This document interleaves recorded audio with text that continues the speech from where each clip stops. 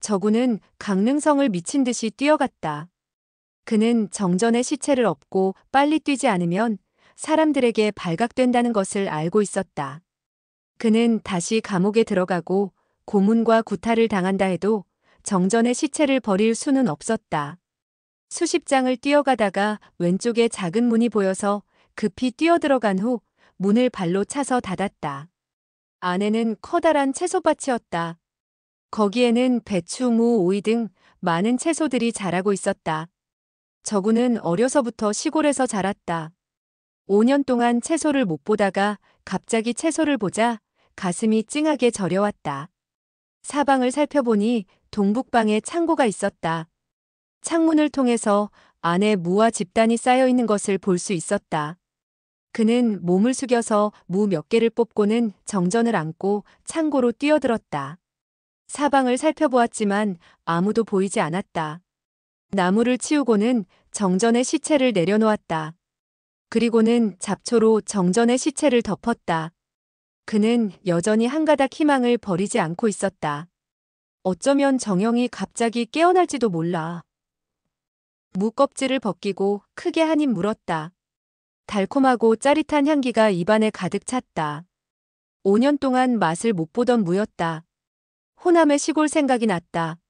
사매와 함께 밭에서 얼마나 많은 무를 뽑아 먹었던가. 그는 또 하나의 무를 먹으면서 눈물을 흘렸다. 갑자기 무슨 소리가 났다. 그는 깜짝 놀라 손에 쥐고 있던 반쪽의 무를 바닥에 떨어뜨렸다. 하얀 무에 흙과 잡초가 묻었다. 그때 청초하고 아름다운 음성이 들렸다. 공심채, 공심채. 어디 있어? 그는 갑자기 큰 소리로 대답할 뻔했다. 나 여기 있어. 나자가 막 입에서 나가려고 하는데 갑자기 목에서 걸렸다. 그는 손으로 입을 막고 온몸을 떨고 있었다. 공심채는 그의 별명이었으며 세상에서 자신과 척방 두 사람밖에 모르고 있었다. 물론 사부님도 이 별명을 모르고 있었다. 척방은 그가 바보처럼 아무것도 모른다고 했다. 무술을 연습하는 것 외에는 아무것도 생각하지 않고 아무것도 하려 하지 않는다고 했다. 그의 마음은 마치 공심채처럼 텅 비어 있다고 했다. 저구는 웃으면서 아무런 변명도 하지 않았다. 그는 사매가 자신을 공심채라고 부르는 것을 매우 좋아했다. 매번 공심채란 말을 들을 때마다 가슴속엔 말 못할 친밀감을 느꼈다. 그것은 다른 제3자가 옆에 있을 땐 절대 부르지 않았기 때문이었다. 그녀와 단둘이 있을 때면 그녀가 기쁠 때나 화를 낼 때나 저구는 항상 말 못할 기쁨을 느꼈다. 복원이 사부님 집에 서차를 가져왔을 때 사매는 음식을 만들어 접대했다. 물론 그 식탁에는 한 그릇의 공심채도 있었다. 그날 밤 복원은 사부님과 술을 마시면서 양호 무림에서 최근에 일어난 일들을 이야기하고 있었다. 저구는 얘기를 들으면서 무의식 중에 척방과 눈이 마주쳤다. 그녀는 젓가락으로 한 개의 공심채를 들어 입가에 갖다 댔지만 입속에 넣지는 않았다. 그는 빨갛고 부드러운 입술로 가볍게 공심채를 문지르고는 눈빛으로 웃었다. 그녀는 채소를 먹는 게 아니고 채소에 입을 맞추는 신용을 하고 있었다. 저구는 알고 있었다. 사매가 날 공심채라고 비웃고 있군. 창고에 있는 그의 뇌리에는 갑자기 그녀의 부드럽고 빨간 입술이 떠올랐다. 방금 공심채라고 부른 것은 틀림없는 사매 척방의 목소리였다. 확실히 사매의 목소리였다. 자기가 정신이 이상해져 잘못 들은 게 아니었다. 공심채, 공심채 어디 있어? 그 목소리에서 다정하고 부드러운 감정을 느낄 수 있었다. 아니야, 그것이 아니야. 옛날 그녀와 함께 고향에 있을 때 사매의 목소리에는 우정, 관심, 사랑이 있었고 또 번뇌와 책망도 있었다. 하지만 지금의 공심채는 불쌍해하는 연민의 정만이 있을 뿐이었다. 그녀는 내가 몇 년 동안 억울하게 고생한 것을 알고 있나 보군. 그래서 날 불쌍히 생각하고 있나 보군. 그는 현실을 믿을 수가 없었다. 난 꿈을 꾸고 있는 거야. 사매가 왜 이곳에 왔겠어. 그녀는 벌써 만규에게 시집을 갔는데 어떻게 날 찾아올 수 있느냐 말이야. 목소리가 또 들렸다. 이번에는 더욱 가까운 곳에서 들렸다. 공심채 어디에 숨어 있어? 내가 못 찾을 줄 알아? 목소리에는 많은 기쁨과 연민이 충만해 있었다. 저군의 한 줄기 한 줄기의 혈관이 모두 팽창되는 것 같았다. 숨을 제대로 쉴 수가 없었으며 두 손에는 땀이 흘러내렸다. 천천히 일어나서는 잡초에 몸을 숨기고는 창문을 통해 밖을 내다보았다. 한 여인의 뒷모습이 자기를 향해 서 있었다. 누굴 찾고 있는 것 같았다. 맞아, 조그마한 어깨, 가느다란 허리, 크고 마른 몸매, 틀림없는 척방이었다. 그녀는 웃으며 말했다.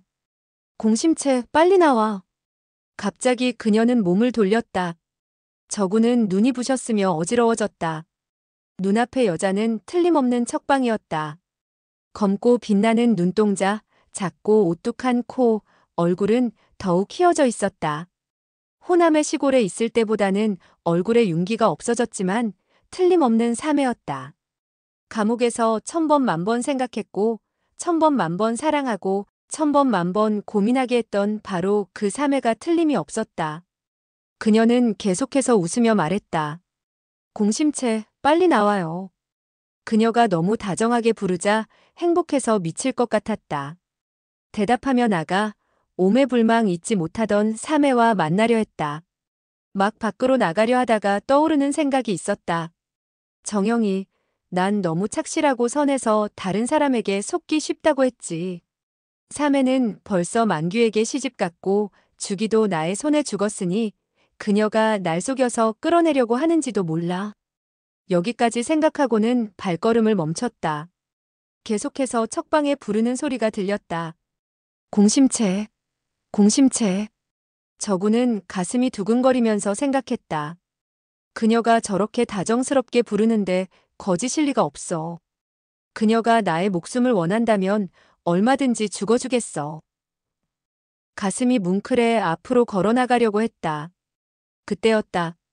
갑자기 어린 여자아이의 웃음소리가 들렸다. 엄마, 엄마, 난 여기 있어요. 저군의 가슴은 마구 울렁거렸다. 그는 창문 밖을 내다보았다.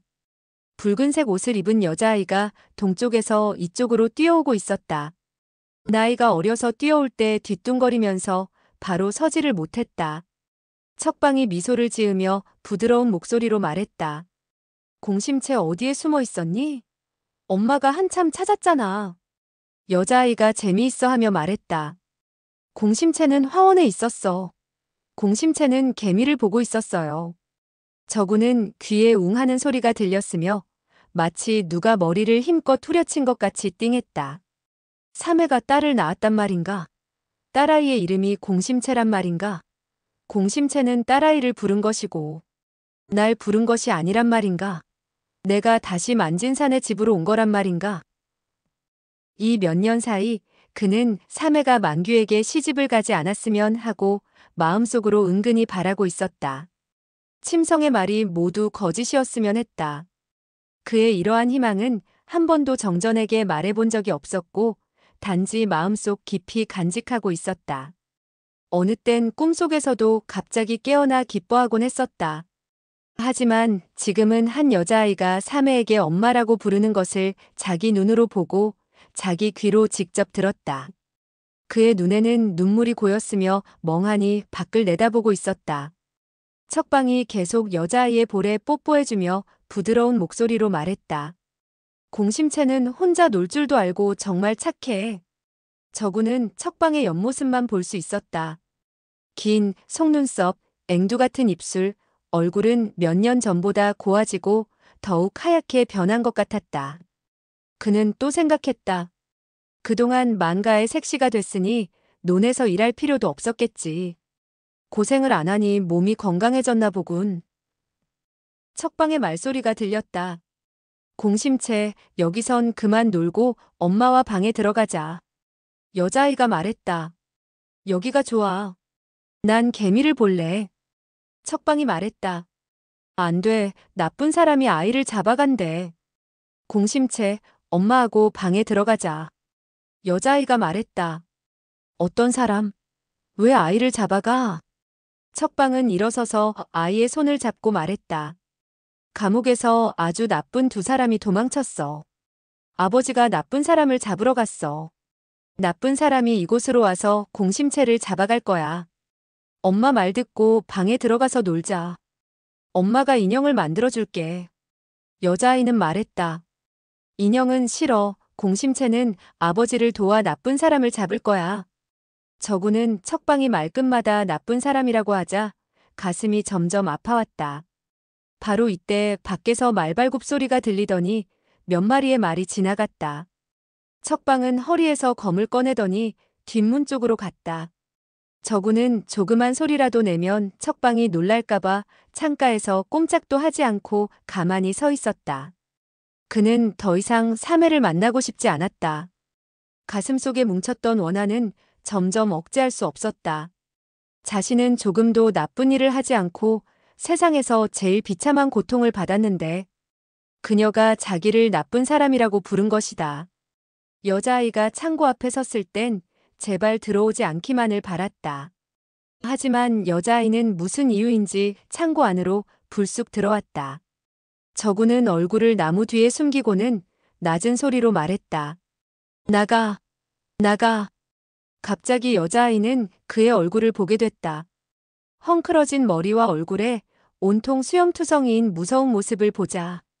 여자아이는 놀라 눈을 크게 뜨고 울려고 했지만 울음이 나오지 않는 듯 했다. 저구는 어찌할 바를 몰랐다. 급히 앞으로 나가서 왼손으로 아이를 껴안고 오른손으로는 입을 막았다. 결국 한 발 늦었는지 여자아이는 울음을 터뜨렸다. 다행히 저군이 재빨리 다시 막아서 더 이상 울음소리가 들리지 않았다. 척방은 밖을 쳐다보면서도 신경은 딸아이에게 쓰고 있었다. 딸아이의 소리가 이상해 머리를 돌렸으나 보이지를 않았다. 창고에서 부스럭거리는 소리가 들리자 급히 앞으로 뛰어들어왔다. 얼굴이 온통 수염투성이고 온몸에 피칠을 한 남자가 자기의 딸을 껴안고 있었으며 한 손으로는 입을 막고 있었다. 척방은 깜짝 놀라고 말았다. 그 순간 검을 들어 저군의 얼굴을 향해 공격해왔다. 그녀가 소리쳤다. 내 딸을 내려놔. 저군은 마음이 쓰라려왔고 자포자기의 생각이 들었다. 날 죽이고 싶으면 빨리 죽여. 그녀가 검을 찔렀는데도 조금도 피하지 않았다. 척방은 깜짝 놀라서 자기의 딸이 다칠까봐 검을 거두고는 말했다. 내 딸을 내려놔. 저구는 그녀가 말끝마다 자기 딸을 내려놓으라는 음성 속에 예정이 조금도 담겨있지 않는지라. 더욱 화가 나서 그녀의 딸을 내려놓지 않았다. 오른손은 장작을 쌓아놓은 곳을 더듬어 한 개의 나무를 집어 그녀의 검에 일격을 가한 후 한 걸음 뒤로 물러섰다. 척방은 흉악하게 생긴 남자가 계속해서 자기의 딸을 껴안고 있자 마음이 점점 초조해졌다. 두 다리에 갑자기 힘이 없어졌다. 숨을 크게 쉬고 검을 들어 저군의 오른쪽 어깨를 공격했다. 저군은 몸을 옆으로 피하고 오른손에 있던 나무를 검으로 대신했다. 왼쪽으로 약간 내리더니 급히 앞으로 찔렀다. 척방은 놀랐다. 상대방이 사용한 검법이 매우 눈에 익었고 바로 아버지가 가르쳐준 가홍함 상내 검법이었던 것이다. 더 이상 생각할 여유도 없이 머리를 숙이고 피하면서 손에 들고 있던 검으로 호척분경풍 연산약 포도라는 검법을 사용했다. 저구는 어려서부터 척방과 함께 검술을 배웠으며 하루도 쉬지 않고 연습을 했다. 따라서 서로의 검법에 대해서는 서로가 누구보다도 잘 알고 있었다. 그녀가 두 검법을 사용해서 공격하자 자기도 모르게 자연히 사부님이 가르쳐준 방어법으로 막았다. 논이초대저 마명풍소소 검법으로 막고 길게 한숨을 쉬며 오른손에 있던 나무로 공격했다. 옛날에 둘이서 검술을 연습할 때 이때쯤이면 사매는 저군에게 패하곤 했다. 하지만 지금 저군이 나무로 척방을 공격하자 갑자기 손목이 아려와 그만 나무를 바닥에 떨구고 말았다. 그는 놀라며 생각했다. 오른쪽 손가락이 모두 잘려나가 다시는 검을 사용할 수 없다는 것을 잊었군. 고개를 들자 척방의 검끝은 가슴 가까이 와 있었다. 검은 떨리며 움직이지 않았고 그녀의 놀란 모습은 형용할 수가 없었다. 두 사람은 서로 쳐다보고 있었으며 아무 말도 하지 않았다. 잠시 후 척방이 침묵을 깨고 말했다. 사형이었군요. 목에 메이는지 말이 잘 나오지 않았다. 저구는 고개를 끄덕이고 왼팔에 있던 여자아이를 내려놓았다. 척방은 검을 내려놓고 딸아이를 받았다. 그녀는 무슨 말을 해야 할지 몰랐다. 여자아이는 너무 무서워서 울지도 못하고 작은 얼굴을 엄마 가슴 속에 파묻고 있었다. 다시는 저군의 얼굴을 쳐다보려 하지 않았다. 척방이 말했다. 당신인 줄은 몰랐어요. 그동안 어떻게. 갑자기 밖에서 남자의 목소리가 들렸다. 여보, 어디 있어? 만규의 목소리였다. 점점 가까워졌으며 채원 근처에서 들려왔다. 척방의 얼굴색이 갑자기 변했다. 그녀는 딸아이의 귀에다가 낮은 목소리로 말했다. 공심채, 이 아저씨는 나쁜 사람이 아니니까 아버지에게 말하면 안 돼, 알았지? 여자아이는 고개를 들어 저군을 보았다. 저군의 무서운 모습을 보더니 갑자기 울기 시작했다. 밖에 있던 남자는 딸아이의 울음소리를 듣자 외쳤다. 공심채, 울지 마.